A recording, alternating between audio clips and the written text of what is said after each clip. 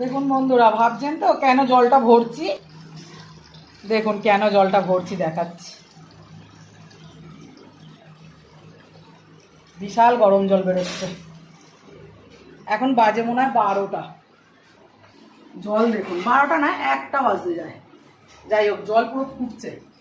কি করব, এই যে শীতকালে যেমন ফুটন্ত জল নিয়ে চান করি গরম জল করে, আর এই জল বসিয়ে দিলাম। ঠান্ডা হোক, এখন ঠান্ডা হোক। এবার আর একজন চান করবে মিশিয়ে, পুরো 1 গামলা জলে আর মিশিয়ে স্নান করা হবে, তাই না? গরম জল মিশিয়ে যেমন শীতকালে স্নান করা হয়, এবার গরমকালে ঠান্ডা জল মিশিয়ে স্নান করি। আর কি করব, সত্যি জলটা খুব ঠান্ডা ছিল। আমি 1 গামলা জলে স্নান করলাম আর জলটা মিশিয়ে দিলাম, খুব ঠান্ডা ছিল জলটা। কেমন লাগলো টিপসটা জানাবেন সবাই। জানি শরীরের পক্ষে খুব ক্ষতি, কিন্তু কিচ্ছু করার নেই, এত গরম পড়েছে। এখন এই উপায়টা বার করেছি, কিচ্ছু করার নেই।